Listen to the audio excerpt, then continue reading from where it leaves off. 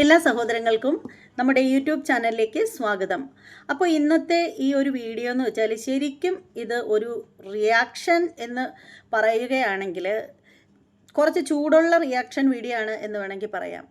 ശരിക്കും അത്രയേറെ ദേഷ്യം തന്നെയാണ്. അത്രയ്ക്ക് വെറുപ്പുളവാക്കുന്ന ഒരു കാര്യമാണ് നിങ്ങളുമായിട്ട് എനിക്ക് പങ്കുവയ്ക്കാനുള്ളത്. അപ്പോൾ എൻ്റെ ഭാഷകൾ സാധാരണ ഞാൻ സംസാരിക്കുന്നതിനേക്കാൾ കുറച്ച് കട്ടി കൂടുതലാവാൻ ചാൻസ് ഉണ്ട്. അതുകൊണ്ട് തന്നെ അപ്പോൾ നമ്മുടെ സഹോദരങ്ങൾ ഒരു കാര്യം ചെയ്യുക, ഹെഡ്സെറ്റ് ഉണ്ടെങ്കിൽ അത് എടുത്ത് വെക്കുക. അതല്ലെന്നുണ്ടെങ്കിൽ കുട്ടികളൊക്കെ കാണാതിരിക്കുമെങ്കിൽ അത്രയും നല്ലത്. കാരണം അമ്മാതിരി എനിക്ക് സംസാരിക്കാനുണ്ട്. ഞാനിത് സംസാരിക്കാതിരുന്നാൽ പറ്റില്ല. കാരണം എപ്പോഴും നമ്മൾ സംസാരിക്കുമ്പോൾ ആ ഭാഷയിൽ കുറേ മിതത്വം സൂക്ഷിച്ചാണ് ഞാൻ എപ്പോഴും സംസാരിക്കാറുള്ളത്. പക്ഷേ അത്രയും മിതത്വത്തോടു കൂടി ഈ ഒരു വിഷയം സംസാരിക്കാൻ പറ്റില്ല. കാരണം ഇത് നമ്മുടെ സമൂഹത്തിന് കൊടുക്കുന്ന ഒരു തെറ്റായ മെസ്സേജാണ്. അപ്പോൾ ആ ഒരു മെസ്സേജിന് എതിരെയാണ് നമ്മൾ സംസാരിക്കുന്നത്. എന്താണെന്ന് വെച്ചാൽ, ഇപ്പോൾ നമ്മൾ എല്ലാ ദിവസവും നേരം വെളുക്കുമ്പോൾ തൊട്ട് കേൾക്കുന്നത് കൊലപാതകങ്ങളും പീഡനങ്ങളും തട്ടിക്കൊണ്ടുപോകലും കൊള്ളയും കവർച്ചയും പെട്രോൾ ഒഴിച്ച് കത്തിപ്പും ഇങ്ങനെയുള്ള വാർത്തകളാണ് നമ്മൾ കേട്ടുകൊണ്ടേയിരിക്കുന്നത്, അല്ലേ? അപ്പോൾ അതല്ലെങ്കിൽ ആക്സിഡൻറ്റോ ആയിരിക്കും കേൾക്കുന്നത്. പക്ഷേ ഇതിനേക്കാളേറെ ഇപ്പോൾ കുറേ നാളുകൊണ്ട് കേൾക്കാത്ത പലതരത്തിലുള്ള അവിഹിത കഥകളൊക്കെ നമ്മൾ കേൾക്കാറുണ്ട്. എന്നാലും എല്ലാത്തിനെയും കവച്ച് വെട്ടിക്കൊണ്ട് ഒരു അവിഹിത കഥയാണ് ഇവിടെ പറയാനുള്ളത്. കഥയല്ല, ശരിക്കും പറയുകയാണെങ്കിൽ അവിഹിതം തന്നെയാണ്, കഥയെന്ന് പറയുന്നില്ല. പണ്ട് കാലത്ത് പറയുമ്പോൾ എല്ലാം കൂടി ചേർത്ത് പറയേണ്ടി വരും. പണ്ട് കാലത്തെ മനുഷ്യരെങ്ങനെയെന്ന് വെച്ചാൽ, ഒരു കുടുംബത്തിൽ തന്നെ അനിയത്തിയും ചേട്ടത്തിയൊക്കെ ഉണ്ടെങ്കിൽ അവരുടെ ഭർത്താവ് ഇപ്പോൾ ഒരു ഭർത്താവ് ഒരു കുടുംബത്തിലുണ്ടെങ്കിൽ, ചേച്ചിയുടെ ഭർത്താവാണെങ്കിൽ നൈസിന് അനിയത്തിയെ കൂടി എടുക്കുന്ന ആ ഒരു രീതി പണ്ട് കാലങ്ങളിലൊക്കെ നടന്നു വന്നിരുന്നു.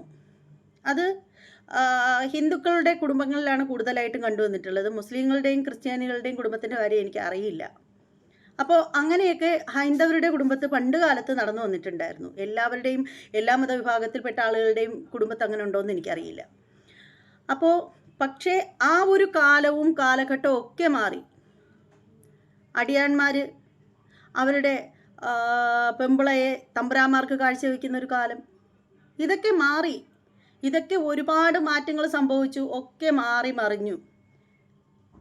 പണ്ടൊക്കെ മുറച്ചെറുക്കൻ മുറപ്പെണ്ണ് എന്ന് പറയുന്ന ആ ഒരു ബന്ധം ഉണ്ടായിരുന്നു. മുറച്ചെറുക്കനാണെങ്കിലും മുറപ്പെണ്ണിനെ വിവാഹം കഴിക്കുക എന്നൊരു രീതി. പക്ഷേ ഇപ്പോൾ അതും മാറി. ഇപ്പോൾ മുറപ്പെണ്ണ് മുറച്ചെറുക്കൻ എന്നുള്ള ഒന്നില്ല. എല്ലാവരും സഹോദരങ്ങളാണ്, എല്ലാവരും നല്ല ഫ്രണ്ട്സാണ്. അങ്ങനെയാണ് പോകുന്നത് കാര്യങ്ങൾ. അങ്ങനെ നിൽക്കവേ ഒരു സ്ത്രീയെ വിവാഹം കഴിച്ചു കൊടുത്താൽ ആ ഒരു പെൺകുട്ടിയുടെ ഭർത്താവായിട്ട് വരുന്നവന്, പണ്ടൊക്കെ ആളുകൾ പറയും മരുമകനെന്ന്, ഇപ്പോൾ അത് കുറച്ചുകൂടി പരിഷ്കരിച്ചു. ഇപ്പോൾ എല്ലാവരും പറയുന്നത് എൻ്റെ മക്കൾ തന്നെയാണെന്നാണ് പറയുന്നത്. മരുമകൾ എന്നുള്ള രീതിയൊക്കെ മാറി. മോനും മോളും അങ്ങനെ പറയാനാണ് ഇപ്പോൾ കൂടുതൽ ആളുകൾക്ക് ഇഷ്ടം. അങ്ങനെ തന്നെയാണ് കൂടുതൽ ആളുകൾ പറയാറും. ഇപ്പോൾ അങ്ങനെ വരുമ്പോൾ ശരിക്കും ഈ ലോകത്ത് ധാരാളം ആണുങ്ങളും പെണ്ണുങ്ങളും ഒക്കെയുണ്ട്. പ്രണയിച്ച് വിവാഹം കഴിക്കുന്നവരുണ്ട്, ഒളിച്ചോടി പോകുന്ന ആളുകളുണ്ട്. അവരെ മുഴുവനായിട്ട് നമുക്ക് തീർത്തും കുറ്റം പറയാനൊന്നും പറ്റില്ല. പക്ഷേ ഒരു പെൺകുട്ടിയെ വിവാഹം കഴിച്ചു കൊടുത്തു, വിവാഹിതയായ ഒരു സ്ത്രീ, അവളെ വിവാഹം കഴിക്കുന്ന ആള് ആ ഒരു കുടുംബത്തിൽ വന്നു കയറുന്ന മരുമകനാണ്. ആ മരുമകന് വിവാഹം കഴിക്കുന്ന സ്വന്തം ഭാര്യയുടെ അനുജത്തി ഉണ്ടെങ്കിൽ അവൾ സ്വന്തം അനുജത്തി തന്നെ ആയിരിക്കണം. അങ്ങനെ കാണാൻ പാടുള്ളൂ. അതുപോലെ ആ അനുജത്തി എന്ന് പറയുന്നവൾക്ക് ഈ ചേച്ചിയുടെ ഭർത്താവ് ജ്യേഷ്ഠ സഹോദരനായിരിക്കണം. വെറും ചേട്ടനല്ല ആവേണ്ടത്, ജ്യേഷ്ഠ സഹോദരൻ. ജ്യേഷ്ഠ സഹോദരൻ എന്നാൽ എന്താണ്? അച്ഛന് തുല്യമാണ്.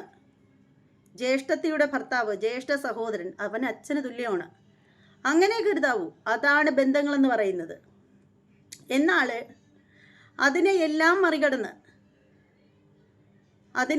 മറികടന്ന് ഈ 2025 നമ്മളെ എല്ലാവരെയും ഞെട്ടിപ്പിച്ചുകൊണ്ട് സ്വന്തം ചേച്ചിയുടെ ഭർത്താവിൻ്റെ കൂടെ ഒരു അനുജത്തി ഒളിച്ചോടാനായിട്ട് ഇറങ്ങിത്തിരിക്കുക എന്ന് വെച്ചാൽ ഒന്ന് ഓർത്തു നോക്കൂ. എത്രത്തോളം അധപ്പതിച്ചു പോയി, എത്രത്തോളം മ്ലേച്ഛകരമായിട്ടുള്ള കാര്യമാണ് ഈ സംഭവിച്ചത്. ശരിക്കും എനിക്ക് ചോദിക്കാനുള്ള ഒരേ ഒരു കാര്യം മാത്രമേ ഉള്ളൂ. ഈ പെണ്ണിന് വിവാഹം കഴിക്കണം എന്നുണ്ടായിരുന്നെങ്കിൽ ലോകത്ത് വേറെ ആണുങ്ങളെ കിട്ടില്ലായിരുന്നോ? എത്രയോ ആണുങ്ങളെ കിട്ടുമായിരുന്നു. അതുപോലെ ഇവന് സ്വന്തം ഭാര്യ മരിച്ചു പോലും പോയിട്ടില്ല, കൂടെ തന്നെ ഉണ്ട്. ആ ഭാര്യയ്ക്ക് ചെയ്യാൻ പറ്റാത്ത എന്താണ് ഇവള് ചെയ്തു കൊടുക്കുന്നത്? ഇവന് ചോദിക്കുന്നത് വളരെ മ്ലേച്ഛമാണെന്നറിയാം. വളരെ മോശമാണ്, വളരെ മോശം.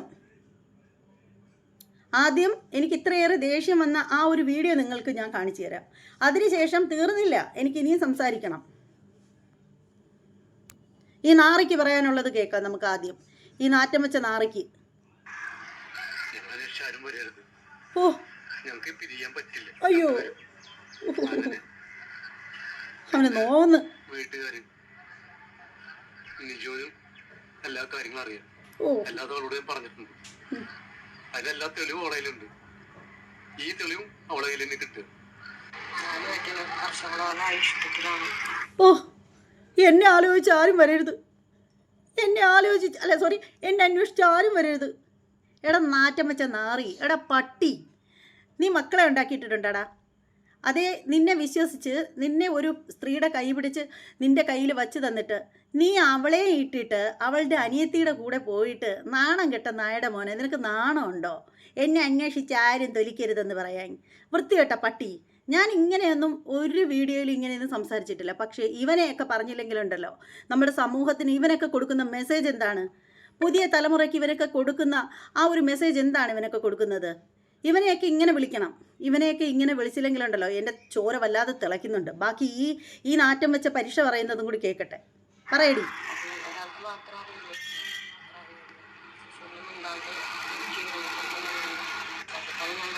പോയി കഴിഞ്ഞാൽ ആരും അന്വേഷിക്കാനോ ഇരിക്കാനോ ഒന്നും വരരുത്.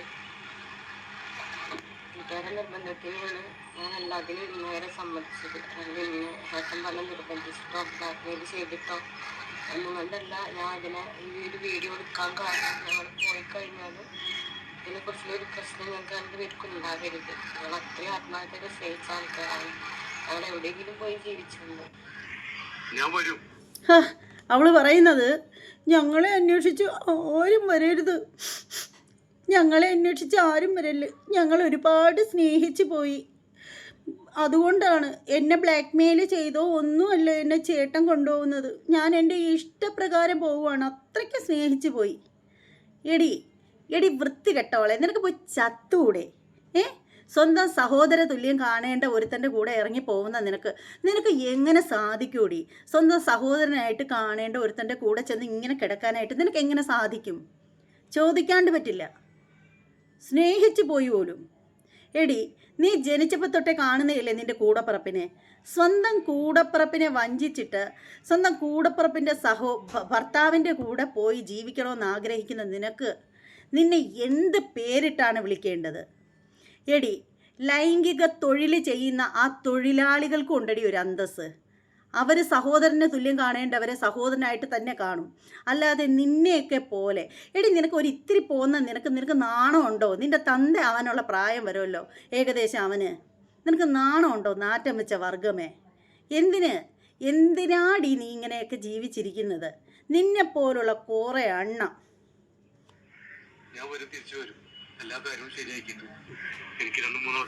എന്ത് വലിക്കാനാ നീ തിരിച്ചു വരുന്നത്? ഞാൻ തിരിച്ചു വരും. എന്തൊക്കെയോ കാര്യങ്ങളൊക്കെ റെഡിയാക്കി വെച്ചിട്ട് അവൻ വരുന്നത്. എന്തുണ്ടാക്കാനാടാ നീ വരുന്നത്? നാണം കെട്ടവനെ.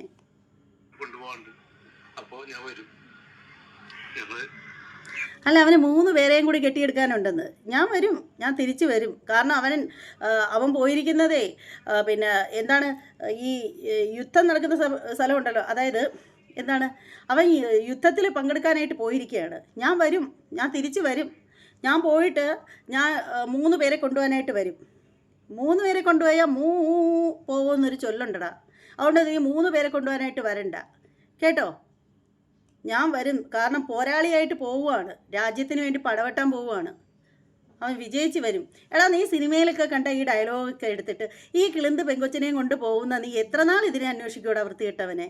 ഈ 2 പേരെയും വിശ്വസിക്കാൻ കൊള്ളാത്ത വർഗമാണ്. താലി കെട്ടിയ ഭാര്യയെ വഞ്ചിച്ചിട്ട് പോകുന്നവനാ ഇവൻ, ഈ നാറി, ഈ പട്ടി. ഇവൻ താലി കെട്ടിയ സ്വന്തം ഭാര്യയെ വഞ്ചിച്ചിട്ട് പോകുന്നവനാണ് ഈ എരണം കെട്ടവൻ. അപ്പോൾ ഇവനെ വിശ്വസിക്കാൻ കൊള്ളാമോ? ഇവനെ കുടിച്ച വെള്ളത്തിൽ വിശ്വസിക്കാൻ കൊള്ളാമോ? പിന്നെ ഈ നരന്ത് പോലെ ഇരിക്കുന്ന ഈ ഒരു പെണ്ണുണ്ടല്ലോ, ഈ പെങ്കൊച്ച് സ്വന്തം കൂടപ്പിറപ്പിനെ വഞ്ചിച്ചിട്ട്, അവൾ ജനിച്ചപ്പോൾ തൊട്ട് കാണുന്ന സ്വന്തം കൂടപ്പിറപ്പിനെ വഞ്ചിച്ചിട്ട്, ഇനി ആ കൂടപ്പിറപ്പിന് കുഞ്ഞുങ്ങളുണ്ടെങ്കിൽ ഉണ്ടോയെന്ന് എനിക്കറിയില്ല, ഉണ്ടെങ്കിൽ ആ കുട്ടികളെ വഞ്ചിച്ചിട്ട്, ഇവളുടെ സ്വന്തം പാരൻസിനെ വഞ്ചിച്ചിട്ട്, അവരുടെ തല കുനിച്ച് അവരിനി മറ്റുള്ളവരുടെ മുഖത്ത് എങ്ങനെ നോക്കും? അവർ മറ്റുള്ളവരുടെ മുഖത്ത് എങ്ങനെ നോക്കും? അവരെ അത്രയും നാണം കെടുത്തിയിട്ട് ഇവൾ ഇറങ്ങിപ്പോകുന്നത് ഇവക്ക് ഗുണം പിടിക്കുമോ? എടി, നിന്നെ കുടിച്ച വെള്ളത്തിൽ വിശ്വസിക്കാൻ പറ്റുമോ? ഇന്ന് ഈർക്കിലി പോലെ ഇരിക്കുന്ന നീ ഈ മുതുക്കൻ്റെ കൂടെ ഇറങ്ങിപ്പോയി. നാളെ നിനക്ക് കാണാൻ കൊള്ളാവുന്ന ഒരുത്തരം കിട്ടുമ്പോൾ നീ ഇറങ്ങിപ്പോവില്ലെന്ന് എന്ത് ഉറപ്പാടി? സ്വന്തം കൂടപ്പറപ്പിനെ വഞ്ചിച്ച നിന്നെ എങ്ങനെ വിശ്വസിക്കാൻ കൊള്ളാം? എന്തിന് കൊള്ളാടി നിന്നെ? നീയൊക്കെ സ്ത്രീവർഗത്തിന് നാണക്കേടാ. ഇവനെപ്പോലുള്ള അഴിച്ചുവിട്ട കാളവകളെയൊക്കെ എന്ത് ചെയ്യണമെന്നറിയാമോ? മൂക്ക് കയറിട്ട് വലിച്ചു മുറുക്കി എടുത്തിടണം. നാണം കെട്ട വർഗങ്ങൾ.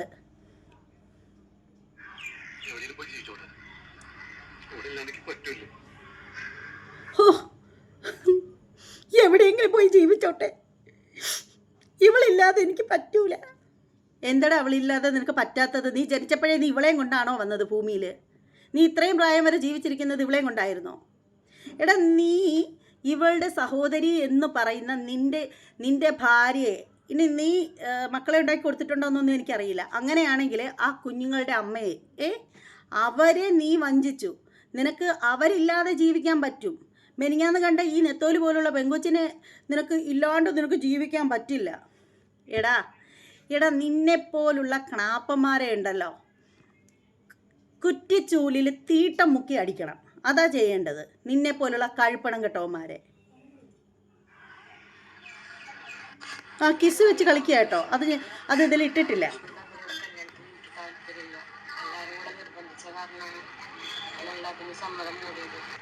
പോയി കഴിഞ്ഞാലും പിന്നെയും ഞങ്ങൾക്കൊരു പ്രശ്നം വരരുത്.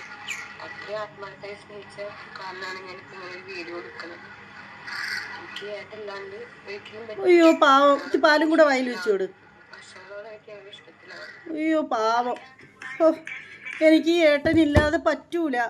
വർഷങ്ങളോളം നമ്മൾ ഇഷ്ടത്തിലാണ്. എടാ നാറ്റം വെച്ച നാറി, വർഷങ്ങളോളം നീ ഈ കുഞ്ഞു പെണ്ണിനോട് ഇഷ്ടത്തിലാണെങ്കിൽ ഈ വർഷങ്ങളോളം നീ നിൻ്റെ ഭാര്യയുടെ കൂടെ കിടന്നിട്ടല്ലേടാ നീ ഈ ഒരു പെണ്ണിനെ സ്നേഹിച്ചുകൊണ്ടിരിക്കുന്നത്? എടാ നിന്നെ എത്ര തന്തയുണ്ടടാ നിനക്ക്? ചോദിക്കാതിരിക്കാൻ നിവർത്തിയില്ല. നിനക്ക് എത്ര തന്തയുണ്ടടാ വൃത്തികെട്ടവനെ?